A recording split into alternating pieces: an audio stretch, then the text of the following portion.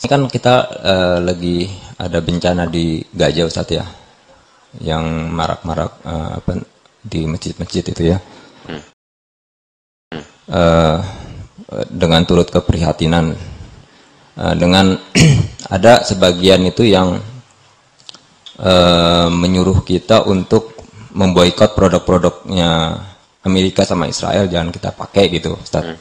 Yang sering dilulukan gitu, itu gimana Ustadz ya? Maksudnya apa kita harus bersikap untuk membantu di sana, apa kita harus bersikap seperti itu juga, ikut memboikot produk-produk Amerika atau Israel gitu Ustadz? Baik, sebelum saya menjawab, saya ingin bertanya balik. Apakah kalau kita memboikot itu artinya Amerika kekurangan dana dan Israel kekurangan dana untuk melakukan itu? Tidak, menurut saya Pak. Ya, baik. Ya, jadi kita hidup realistis ya. Kita hidup realistis dan agamis. Dan agama itu tidak akan berbeda dengan realita. Agama akan selaras dengan realita. Apapun yang kita kaji dalam agama itu tidak akan bertolak belakang dengan realita. Karena agama itu datang dari Allah, realita pun Allah yang mentakdirkan. Ya, jadi begitu. Baik. Sekarang terjadi penyerangan ke Gaza. Kita mengutuk aksi Yahudi, aksi Israel yang didukung secara moral oleh Amerika dan sekutu-sekutunya, antek-anteknya. Dan kita mengutuk seluruh aksi penyerangan kepada umat Islam dimanapun, bukan hanya di Palestina. Walaupun Palestina sekarang ini yang paling marak sedang dibicarakan orang. Padahal juga di sana sini sudah banyak juga penghancuran kepada kaum muslimin yang juga lebih sadis daripada apa yang ada di Palestina. Kita mengatakan bahwa pertama, mari kita introspeksi diri. Mari kita introspeksi diri. Kelemahan umat Islam ini penyebabnya apa? Penyebabnya apa? Jawabannya adalah penyebabnya maksiat. Kaum muslimin yang ada di Palestina pun tidak lepas daripada perbuatan maksiat. Sehingga umat Islam melemah. Dan kalau kemudian di Palestina dengan kelemahan agama Islam yang ada di sana, ya, bisa kemudian Allah Subhanahu wa taala mentakdirkan adanya musuh-musuh Islam yang kemudian mengancam nyawa mereka, mengancam keamanan mereka. Tidak ubahnya Indonesia. Dengan maksiat-maksiat kita yang kita tebar di kehidupan kita di Indonesia ini, sangat tidak tertutup kemungkinan Allah datangkan musuh yang akan menindas kita seperti menindas Palestina. Ini yang saya masuk introspeksi diri. Ini kita masuk introspeksi diri. Karena seluruh musibah yang Allah timpakan karena maksiat. Allah berfirman, "Ma asabakum min musibatin fabima kasabat aydikum wa ya'fu an katsir." Apapun musibah yang menimpa kalian, itu disebabkan perilaku kalian, perbuatan tangan kalian, dan yang Allah maafkan lebih banyak. Atau mungkin tidak musuh, tapi bencana alam yang tidak kunjung berhenti. Itu juga bahagian daripada penghancuran, ketidaknyamanan, ya. Banyak hal, ya, misalnya wabah merajalela atau banjir melanda. Ya, yang sekarang sangat ditakuti orang adalah tsunami dan gunung yang meletus dan semacamnya. Krakatau sudah mulai aktif, Merapi sudah mulai aktif di Bukit Tinggi dan semacamnya. Ya. Itu semua juga ancaman-ancaman berat yang akan Allah berikan, dan itu musibah-musibah itu yang mengundang semua itu adalah maksiat. Oh, bukan maksiat Ustadz. Memang perjalanan alam itu memang seperti itu. Gitu loh.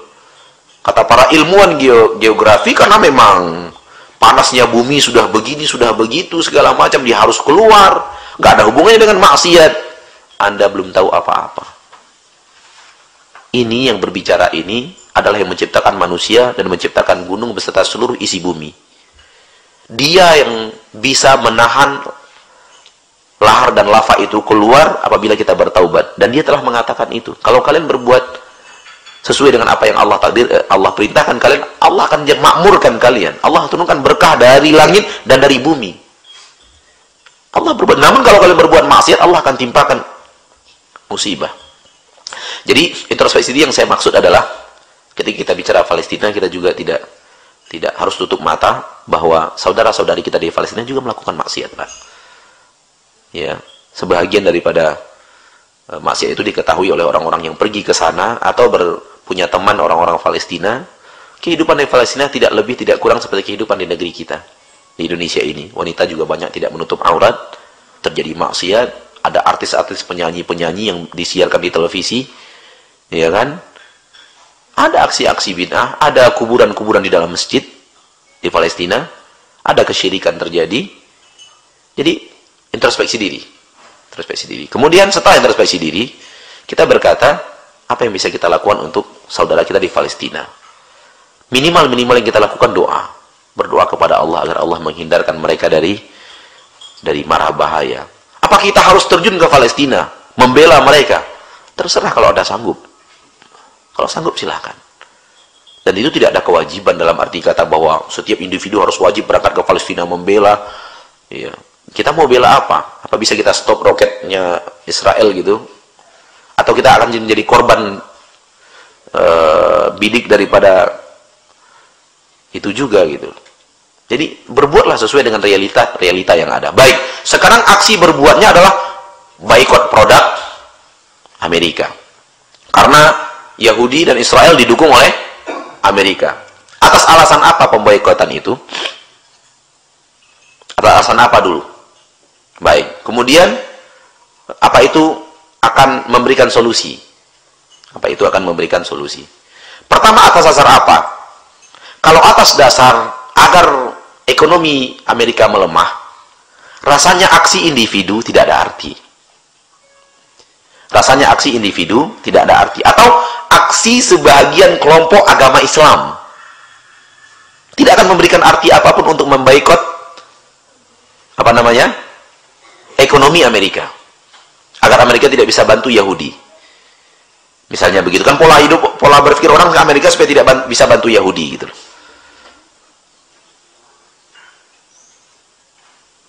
Kalau memang aksi boikot itu bermanfaat, silahkan. Tapi manfaatnya akan terjadi apabila memang dilakukan secara besar-besaran oleh umat Islam di seluruh dunia.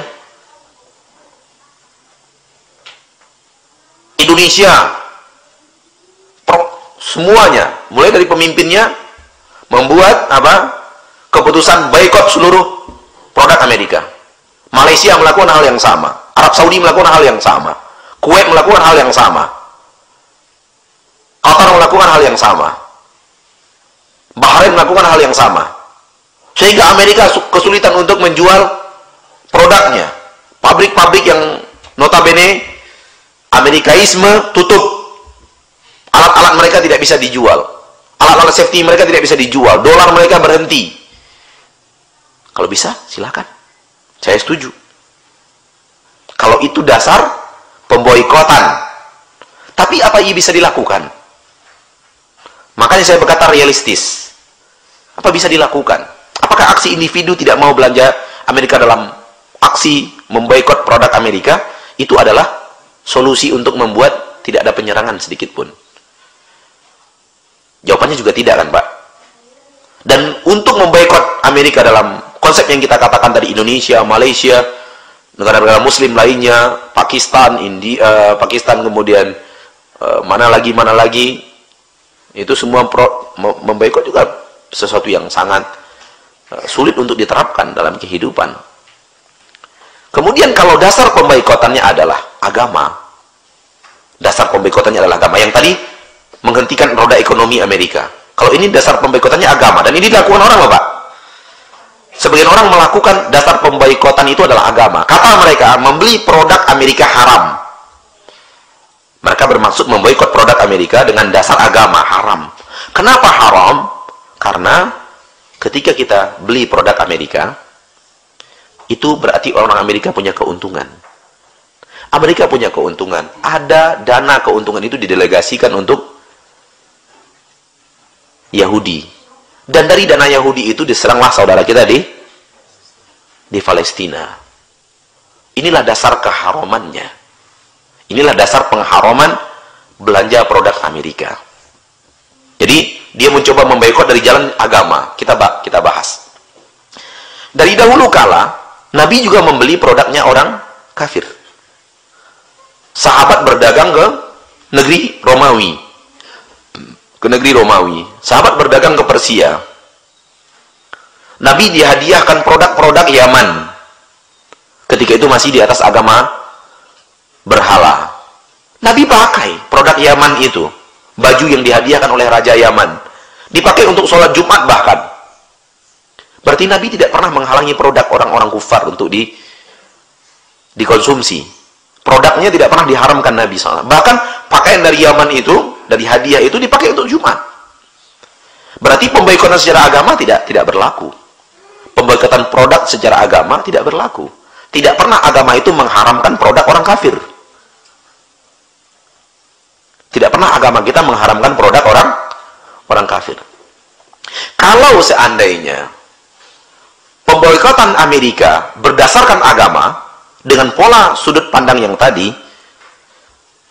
berarti seluruh produk orang kafir juga harus diboikot. Tidak hanya Amerika yang mendatangkan keuntungan untuk Yahudi yang membuat penyerangan ke Palestina, Jepang juga kita berikan keuntungan, dia menyembah matahari. Gitu kan? Thailand juga kita berikan keuntungan ke dia membangun wihara. Komunis juga, Rusia kita beli produknya, dia menjadi orang yang tidak bertuhan. Apakah semua produk ini harus kita boikot? Lalu kita pakai apa, Pak? Sepatu Thailand, baju made in China, mobil Amerika, Jepang, Taiwan, Korea. Apa lagi? Ada rumah tangga kita ini apa isinya? Kalau bukan produk orang kufar, Jepang apa? Nabi tidak pernah, Islam tidak pernah realistis. Islam itu realita. Kalau seluruh produk Yahudi tidak boleh dipakai, umat Islam Indonesia lah pada dasarnya. Coba, jarum jahit saya Jepang punya, ya kan? Jarum jahit Jepang sudah. Belum ada produk pabriknya di Indonesia jarum jahit itu. Karena yang bisa bikin jarum dengan harga semurah itu hanya Jepang.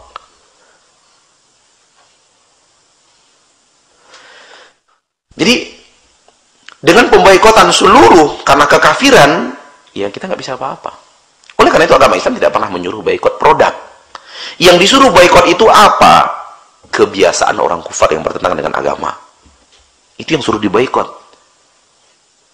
Kebiasaan mereka minum khamar, kebiasaan mereka membuka aurat, kebiasaan mereka menyembah berhala, kebiasaan mereka laki perempuan campur aduk, kebiasaan mereka berzina, kebiasaan mereka selingkuh, kebiasaan mereka mabuk-mabukan sudah tadi, kebiasaan mereka nyanyi-nyanyian, kebiasaan mereka konser-konseran, kebiasaan mereka apa lagi? Di pantai, kebiasaan mereka pola hidup mewah yang berlebihan, tidak peduli orang-orang kiri dan kanan, kebiasaan mereka hidup tidak bersosialisasi dengan orang miskin, hidup masing-masing, lulu gua, tidak peduli kepada siapa yang miskin, siapa yang menderita. Pola hidup umat Islam tidak seperti itu.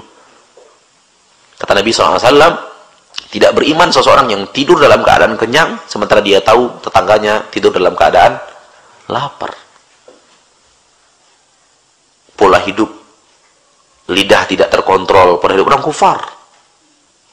Pola hidup sogok-sogokan, pola hidup keamanan bisa dibeli, hukum bisa ditawar-tawar. Itu pola hidup orang kufar semua. Itu yang dilarang oleh syariat. Bukan produknya.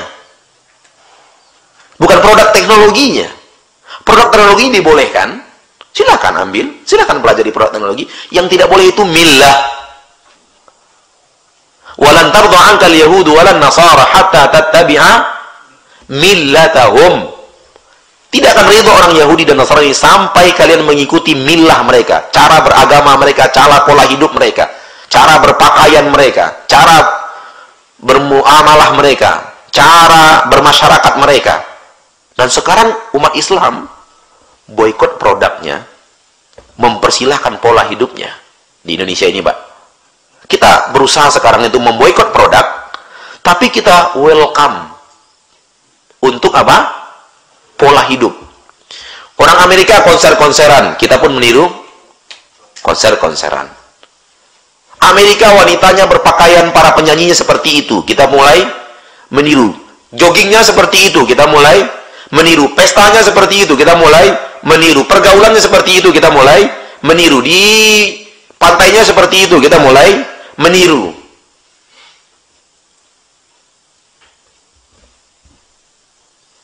Kita ikuti sesuatu yang dilarang oleh agama, kita mencoba menahan sesuatu yang tidak dilarang oleh agama. Yang dilarang oleh agama itu meniru pola beragama, pola bergaul, prinsip-prinsip yang tidak benar. Kita mulai terapkan itu dalam kehidupan kita. Indonesia, kita bicara Indonesia, realistis. Pola hidup kita sudah pola hidup orang kufar, Pak. Cara berpesta kita, cara berpesta orang kufar. Dari mana umat Islam tahu bahwa pesta itu harus pakai musik? Mau organ tunggal, mau yang lainnya. Dari mana kita tahu itu? Kalau bukan dari orang kufar. Dari mana kita tahu busana untuk pengantin wanita itu harus warnanya putih? Dari mulai lengan ini sampai ke bawah harus yang transparan. Ekornya bisa 5 meter. Itu dari mana umat Islam tahu seperti itu? Kalau bukan dari orang kufar. Dulu kala 15 tahun yang lalu, 20 tahun yang lalu, itu nggak ada mobil pengantin itu dirias-rias pakai bunga segala macam. Nggak ada, belum tahu kita itu. Sekarang umat Islam Indonesia kalau mau pesta sudah dihias mobilnya, dihias pakai bunga, pakai segala macam. Dari mana kita belajar? Orang kufar. Dari mana kita belajar pengantin itu harus dipajang? Orang kufar. Pola hidup mereka kita tiru. Kemudian tamu yang diundang dengan pola pakaian seperti itu juga pola hidup orang kufar. American Idol buat, Indonesia buat Indonesian Idol. Amerika Talent, Indonesia buat Thailand. Apa award Amerika, kita buat Panasonic Award. Pola hidup kita tiru. Blek sudah kita tiru sudah di Indonesia ini. Ratu kecantikan, kita juga ikut nimbrung ngutus ratu kecantikan kita. Tidak pernah tembus di sana, kita buat di lokal ratu kecantikan Indonesia, putri Indonesia dan semacamnya. Pola hidup orang kufar ditiru. Blek sudah. Amerika punya Take Me Award, Take Me Out apa? Indonesia bikin lagi Take Me Out Indonesia. Tiru sudah. Dalam pola-pola, bahkan dalam pola-pola dalam pola-pola kuis pun dibuat. Ya. Miliarder Indonesia bikin lagi pola yang sama. Tiru sudah, tiru. Ini yang dilarang sebenarnya oleh agama kita, bukan produknya.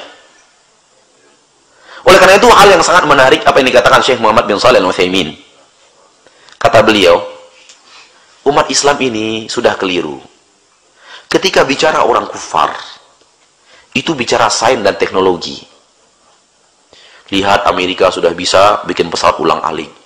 Lihat Amerika sudah bisa bikin satelit.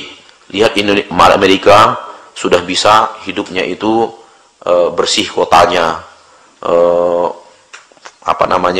Transportasinya sudah tertata dengan baik, segala macam. Yang dibicarakan itunya, yang ditiru bukan itu. Anda yang ditiru sains dan teknologi, bagus sekali. Bicara orang kafir punya sains dan teknologi, lalu kita tiru sains dan teknologinya, itu bagus. Lakukan coba. Umat Islam Indonesia punya pesawat ulang-alik. Kita punya tahu bahwa Amerika, Jepang punya mobil. Indonesia buat mobil. Toh konsumennya kita banyak. Kalah konsumen Jepang. Buat mobil. Buat pesawat. Buat pesawat ulang-alik, buat satelit sehingga nggak numpang di satelitnya orang. Kalau itu yang ditiru, produk seperti itu ditiru, itu bagus. Karena di dunia kita boleh niru orang kafir. Secara dunia kita boleh niru orang kafir. Dulu kaum muslimin ketika menyerang Persia itu niru alat orang Persia, alat pelontar itu yang meluluh lantakkan tembok-tembok orang-orang kufar itu dengan senjata pelontarnya. Itu niru orang kafir, senjata orang kafir. Nggak ada masalah, tiruan teknologi nggak ada masalah. Yang dilarang itu niru millah. Nah, di kita realita mengatakan bahwa pola hidup orang kufar. Namun kemudian kita teriak-teriak untuk boikot produk. Seharusnya kita tiru produk. Kita tiru produk. Namun kita boikot apa? Millah, pola hidup. Pola beragama, pola bermasyarakat, pola rumah tangga, pola bersahabat, pola bertetangga, pola bersahabat, pola berpacaran kita jauhkan kehidupan kita. Apalagi coba? Majalah kita seperti majalah mereka. Televisi kita seperti televisi mereka. Bahkan orang-orang yang tinggal di Amerika mengatakan Indonesia lebih vulgar. Koran kita seperti koran mereka. Meniru sudah. Jadi ini yang harus kita jauhi, bukan produknya. Soal produk, dari dulu mah Nabi memakai produk orang kufar, Pak. Baju apa segala macam, produk orang kufar. Gak ada masalah. Jadi itu dia yang jadi masalah. Kita bukan benci, kita bukan cinta Amerika ketika kita mengatakan boleh memakai produk Amerika. Karena kebutuhan umat Islam juga kepada produk itu tergantung tinggi, Pak. Mana sekarang alat-alat Indonesia yang bisa untuk apa? Minyak gitu loh. Semua alat didatangkan dari Amerika atau yang lainnya dari negara-negara maju. Kita belum punya alat yang bisa sampai kepada titik itu dan semacamnya. Dan sementara kita butuh untuk apa namanya, eksplorasi minyak kita untuk kebutuhan umat Islam dan semacamnya. Namun coba hidup berpola Islam, jauhkan korupsi, jauhkan apa namanya, hukum yang bisa ditawar, bisa diperjualbelikan. Itu kan pola Islam kan sebenarnya, yang juga di sana diterapkan oleh mereka. Mereka jauhkan diri mereka dari korupsi, mereka jauhkan negara mereka dari hukum yang bisa ditawar-tawar, dijual-perjualbelikan. Itu sebenarnya kita bertahan di prinsip agama kita. Namun sekarang kita tidak tiru mereka itu, namun kita melangkah kepada hal yang sebenarnya dulu mereka lakukan, lalu mereka hancur, lalu mereka benahi kepada titik yang mendekati agama Islam, walau tidak 100%. Sementara kita dulu punya program itu. Program hukum tidak dijual beli sehingga keamanan itu, kekuatan hukum itu betul-betul kuat. Sehingga Nabi mengatakan, seandainya Fatimah anak Muhammad yang mencuri, aku yang akan memotong tangannya. Itu kekuatan hukum. Kita tinggalkan itu, kita tiru pola orang-orang kufar dahulu yang mereka itu anjlok dengan pola mereka. Misalnya Cina dulu korupsi. Mereka keluar dari sogok menyogok sehingga mereka bisa maju. Nah, kita sogok menyogoknya itu yang kita tiru misalnya. Ya, hancur kita sebagaimana hancurnya mereka dahulu. Seperti itu. Jadi memang begini, Pak. Kembali kepada Palestina tadi, bahwa kita sedih saudara kita ditindas. Kita sedih, kita benci kepada mereka-mereka yang menindas kaum muslimin dimanapun. Dan kita juga menasihati saudara kita yang ada di Palestina, kembalilah ke jalan Allah. Pasti semua itu Allah takdirkan, Allah tidak zalim. Allah tahu di mana harus menurunkan bencana, kepada siapa harus menurunkan bencana. Ya kan? Kemudian mari introspeksi diri kita, jauhkan diri kita daripada maksiat. Pola hidup seperti meniru orang kufar yang dilakukan oleh Indonesia, yang dilakukan oleh orang Palestina, telah mendatangkan petaka. Indonesia pun tidak akan lepas seandainya kehidupan kita tidak kembali ke jalan Allah, pun tidak akan lepas daripada tekanan-tekanan yang akan menghancurkan umat Islam, baik dari musuh mungkin, naudzubillah min dzalik, atau juga dari bencana alam dan semacamnya. Mari kita kembali ke jalan agama Allah Subhanahu wa taala. Adapun memboikot produk, kalau memang itu bisa dan akan membuat ekonomi Amerika melemah, silahkan. Kita setuju, sangat setuju sekali. Tapi kalau aksi individu, aksi parsial dari kelompok-kelompok kecil, itu tidak ada artinya sama sekali. Dan itu pun bukannya dianjurkan secara syariat. Tidak diperintah secara syariat. Sungguh pun sebegitu, saya secara pribadi mengatakan, kalau kita berusaha untuk tidak membeli produk Amerika, kita pribadi saja, malas saya beli produk Amerika, saya beli produk yang bukan Amerika, nggak ada masalah, boleh, silakan. Tapi jangan yakini itu sebagai agama. Agama kita tidak melarang membelinya. Kita akhiri dengan sebuah contoh menarik. Di kota Madinah ada orang yang punya anak muda, punya pikiran seperti itu. Kan itu semangat anak muda itu. Jadi dia datang ke sebuah toko. Marah-marah kepada penjual toko. Kenapa toko ini menjual Pepsi? Ini Pepsi ini kan produknya Amerika. Marah-marah dua orang anak muda. Kemudian penjual toko itu telepon Syekh Saleh Suhaimi. Yang cerita kepada kita itu Syekh Saleh Suhaimi. Syekh Saleh Suhaimi di kota Madinah. Syekh, kebetulan rumahnya tidak jauh daripada rumah yang telepon itu, tetanggaan. Syekh, saya bingung ini. Kenapa? Ada dua orang pemuda marah-marah di toko saya. Kenapa marah-marah? Saya jualan Pepsi gitu loh.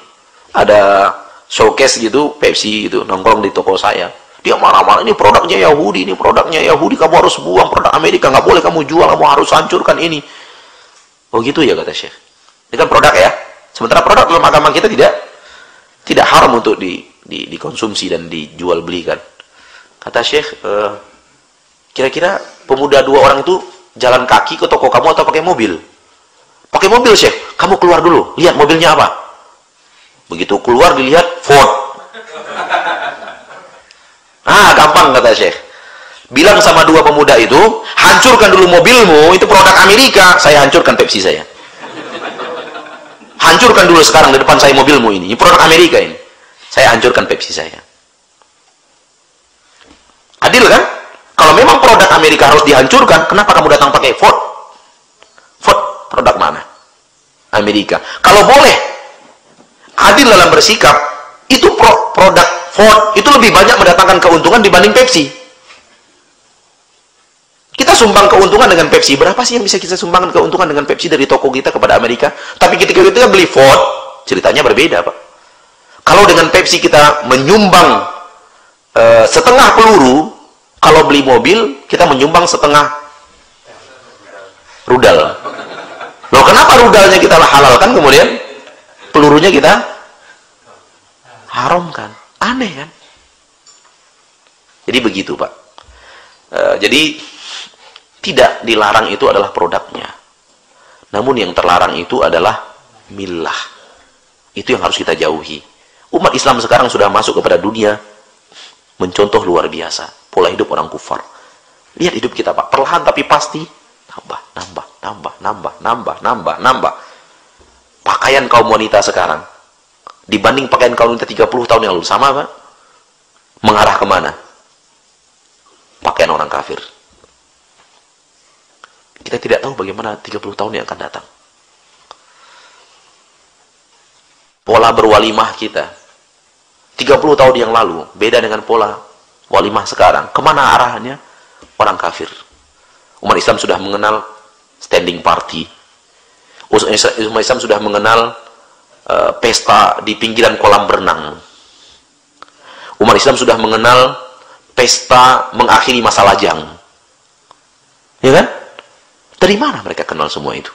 Dari mana mereka tiru? Oh, kufar. Ini yang harus diboikot. Bukan produk. Jadi kembali kepada titik yang kita katakan tadi, mari kita realistis berbicara sesuai dengan agama, dan agama kita telah mengarahkan kita boikot sifat-sifat orang kafir. Jangan masuk. Hiduplah dengan sifat umat Islam. Karena ini sifat yang paling hebat. Ini sifat yang paling tinggi. Ini sifat yang paling mulia. Ini sifat yang akan menjadikan kalian hebat. Menjadikan kalian tinggi. Wa antumul a'launa in kuntum mu'minin. Kalian menjadi orang paling tinggi kalau kalian beriman kepada Allah Subhanahu wa taala. Terapkan iman ini yang telah Allah ajarkan. Kalian akan menjadi orang paling tinggi, gak bisa dikalahkan. Tapi ketika umat Islam tidak peduli iman itu, maka umat Islam tidak akan bisa menjadi tinggi. Wallahu ta'ala a'lam.